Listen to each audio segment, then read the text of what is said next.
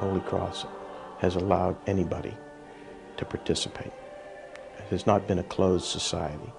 You didn't have to be here at the beginning to be active and to get involved. What makes Holy Cross special to me was its open arms from the moment I entered. I was a true exenus. We had friends in California that told us there was this wonderful parish called Holy Cross in Mount Lebanon, and actually a friend gave us a few names of people, the Halkiases, the Elderkins, and armed with that short list, we came on the first day and I started inquiring. I came here in 1975, and I found this to be a very friendly and open church. People were welcoming me when I came in the door. When you walk in the door and you're a new person, you're going to find at least a dozen people or more coming up, asking your name, wanting to talk to you, wanting to find out where you were from, why you ended up at this church, and inviting you to some affair that's going to be coming up within a week or 2 weeks. Look at the communion line.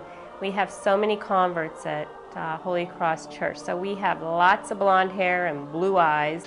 I came in the door not known by anyone really, and was welcomed, I felt, immediately. The tone for being open to the converts was set by Father Monius, who took a very brave and bold stance with regard to the non-Greek members of the parish. He was extremely welcoming, very loving. He opened his arms to whoever walked through the doors to see him, and he didn't care what the person looked like, whether he was blonde, blue-eyed, black, brown, whatever it was. He was just a very loving man. It was his very character. We've been very blessed at Holy Cross because we had really good priests. You're growing up in a parish and you have your spiritual leader in your parish who's like that. That's a very important thing. 15 years of that as the head priest sets a tone, creates a tradition of welcoming and of openness. He had a heart that was like gold. And if you want to say Father John was taught by him, they're almost a clone, in my opinion, that the love they have for the church and for people and diversity. People felt comfortable and welcomed here. And I think at Holy Cross we've been fortunate to maintain that. And I think that's an important part of why people want to come to our parish. The faith is definitely the building blocks of our friendships here.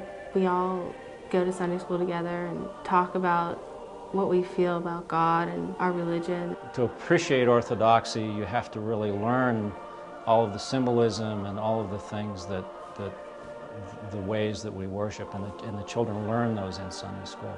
Whatever good thing someone does for a child, it's something that goes on forever, for generations. It's something that grows into the future. From the initial involvement with Sunday school, it was a natural progression for us to seek more fellowship in other venues like the Goya. Joy and Goya and all the youth activities I think are important because the children form a bond of other children that are familiar with the faith, and they've been raised in the Sunday school, and they know right from wrong, and they know the Orthodox faith, and I just think it's important that they stick together. They form friendships within their own Orthodox faith, not just within our Holy Cross one, but within inside the diocese.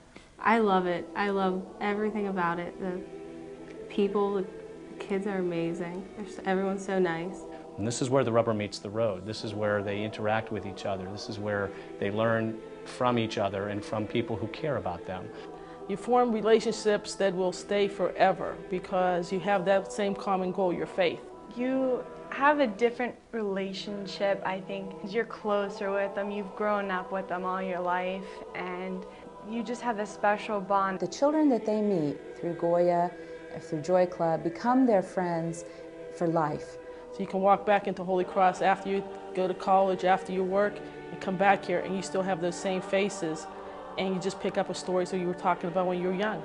Well, I think it's important for the children to be united in the church and to be members of the Joy and Goya and YAL so that they can share the faith together.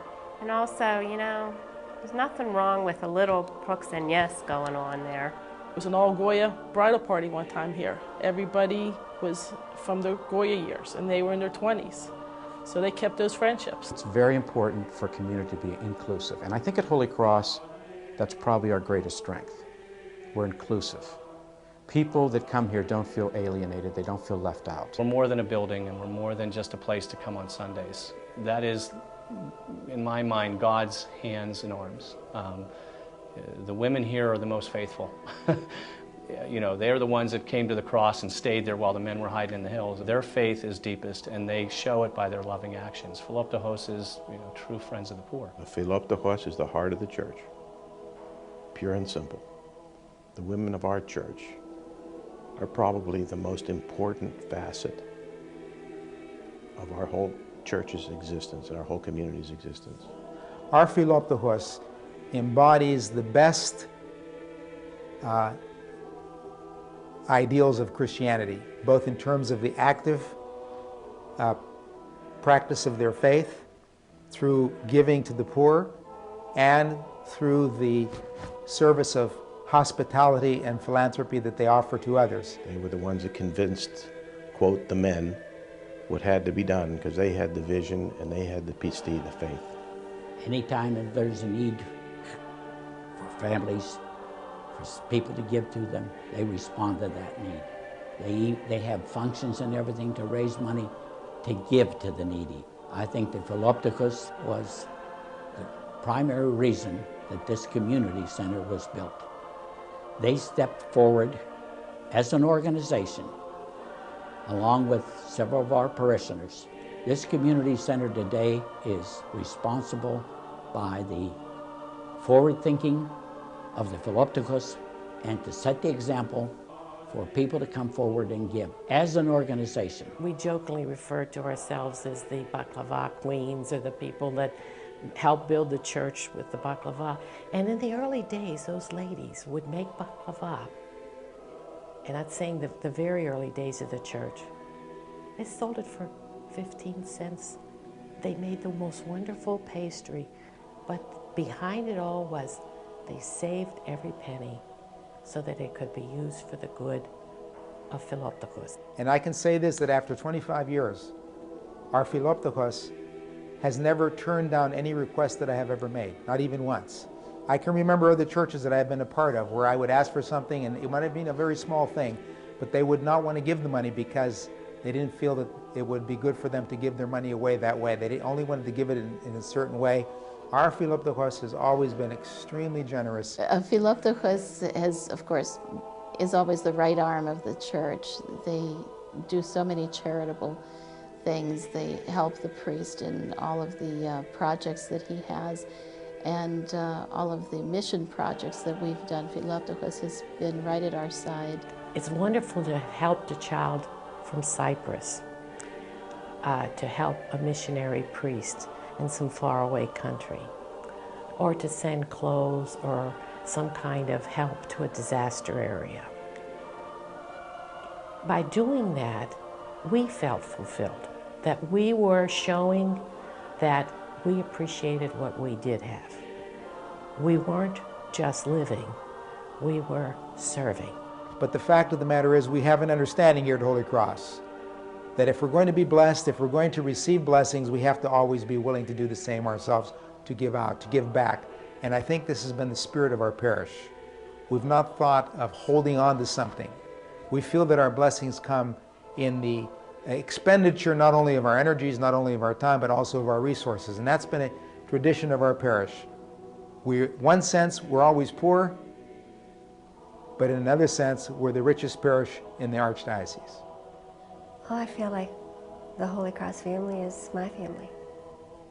I hope I never have to leave Holy Cross, because it's just a very big part of my life. We love one another, we care for each other.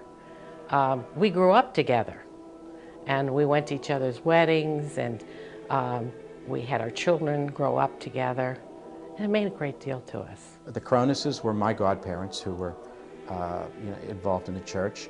The Aspiotuses, George and Ruth Aspiotuses, were my brother Bill's godparents, and the Cardigiuses were my brother John. So we were involved, all these people were very active in our church at that time, so we had this enormous extended family. That sense of someone has baptized my children, so they're combati with me, or I baptized one of theirs with Maria, and I'm combati with them. Those people know each other, and they're somehow kind of interrelated. There's this huge family that's grown bigger and bigger with each passing year. Children of our friends are are basically my children's cousins. We're all Theas and Theos and Kumbadi and family, and that has been a support system for us. They become Kumbadi when they get at each other's weddings. They're in each other's weddings when they get older. They're godparents to their kids. I'm godparent to one of the kids I had in Goya, to their child. This camaraderie they had, it was to all facets of their lives. It was to their socially, religiously, and ethnically, and they were all tied together from our church on Academy Avenue. It was sort of a neat, extended family. We couldn't wait for choir rehearsal because that was not only the time that we'd get a chance to sing, but we also had the opportunity to see each other, and then afterwards we'd go out for an ice cream or pizza or something like that. And those social connections 50 years ago today form the basis of some wonderful relationships that continue to this day with Holy Cross. Look at a lot of the people that are active in our church today. The choir turned out to be a greenhouse for people that became very active at Holy Cross and became very significant parts of the development of the community. Why I love Holy Cross. Here I found the true faith. And for me, when I think of Holy Cross, I think of it as a beacon for orthodoxy. The positioning of the church up on a hill was a true inspiration because the fact is it can be seen by everybody. Many, many times people just driving by will come up our driveway, they want to come in and see the church. We walked in on a night when we were happening to be passing by the church. I happened to be dating a young lady from this church, knew nothing about Greek Orthodoxy or Greeks for that matter. She saw lights on. She said, let's go up and light a candle.